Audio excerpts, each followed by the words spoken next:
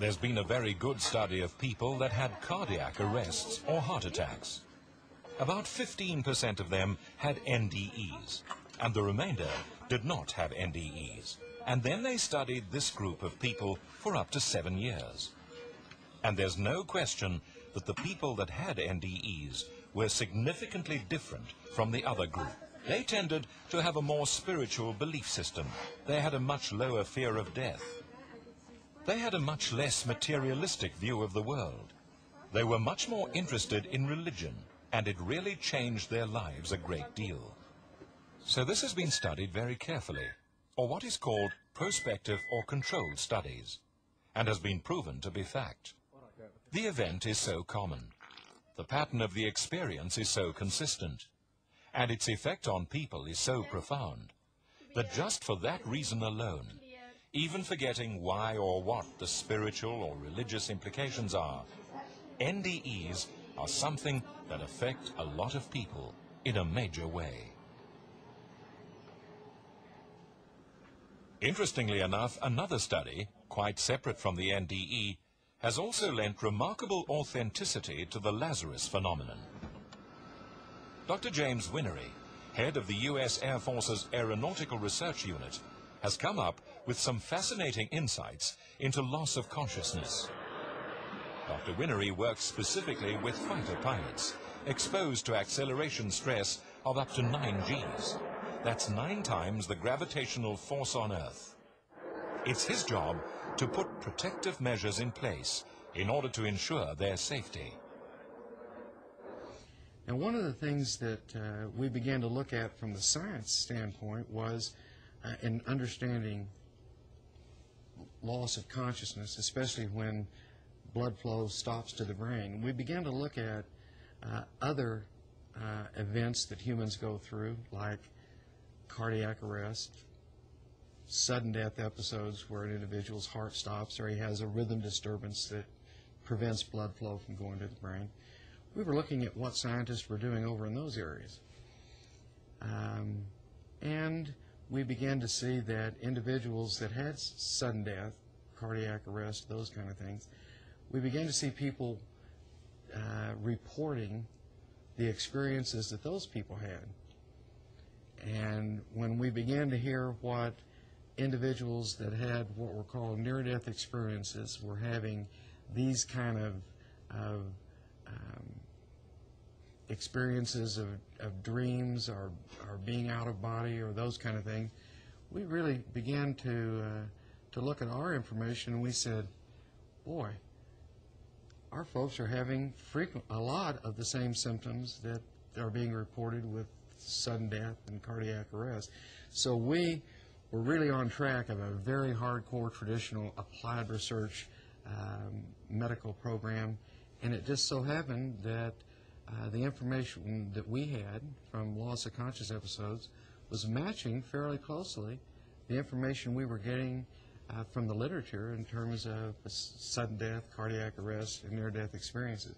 So we thought it would be interesting to the general scientific community to hear what our experiences were in completely healthy people having blood flow stop to their brain, losing consciousness, returning blood flow, consciousness returning. We thought that would be at least a slice of information that might help individuals that are investigating near-death experiences might be interested in.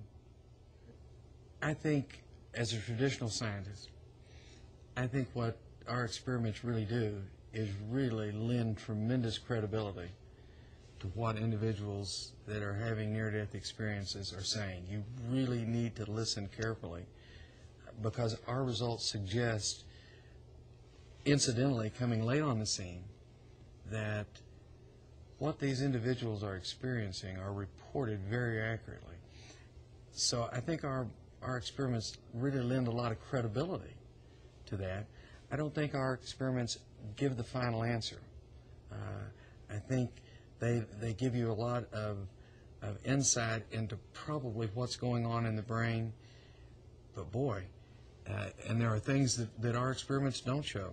So you have to listen to those individuals that have had even more traumatic insults of embarrassment of blood flow to their brain. They may well be experiencing things that we don't have, but the things that we're seeing certainly lends a lot of credibility to listen to what things they experience that we don't, that may truly give you insight into spiritual and other understandings of life and death and what we're all about. Research proves that near-death experience is legitimate. Nearly 12 to 15 million Americans have had NDE experiences. This is such an enormous number of shared experiences that so greatly affects their lives that no matter what the cause of NDE, no matter what your ideas about why it occurs, there is no question that given the number of lives that it has impacted, it makes sense to study it. It's an incredible phenomenon, and again the implications are enormous. But what spiritual importance has NDE to us, who must face the last final frontier one day? But in terms of spiritual importance, near-death experiences have clear spiritual importance. People often regard themselves as having changed their life entirely as a result of the joyful experiences they have near death. And even in negative near-death experiences where people have trips that are hellish, people often report life-changing events.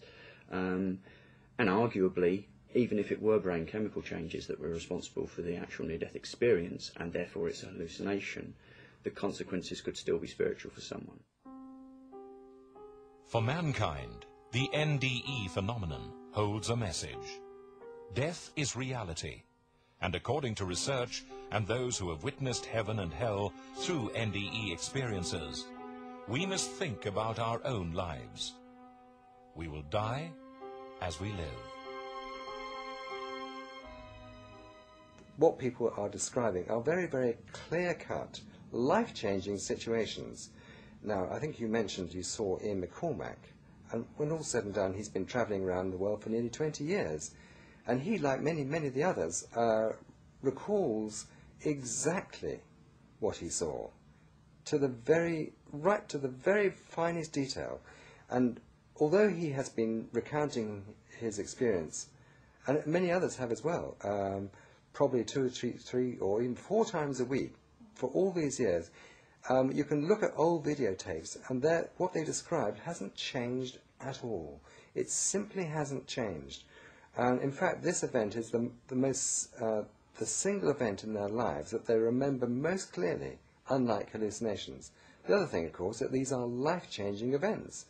I've interviewed probably over 300 people who've had these experiences, and all of them have been dramatically changed. Their lives have been changed by these near-death experiences. You can't say that about hallucinations. Hallucinations simply aren't life-changing experiences, whereas near-death experiences, when you meet Jesus Christ and either see heaven or hell, they are dramatic, riveting, life-changing experiences, and almost invariably people's lives are dramatically altered as a result of these experiences. So personally, and also because of the fact that the near-death experience accounts are so remarkably similar not only to each other but also to the Bible, I personally believe that these are real events and people are describing real events. Those people who have had near-death experiences, who have crossed the unknown final frontier, bring a clear message. Heaven and hell is a reality. More and more scientific evidence proves that life after death does exist. Eventually, we will all die and have to cross the final frontier, either to heaven or to hell.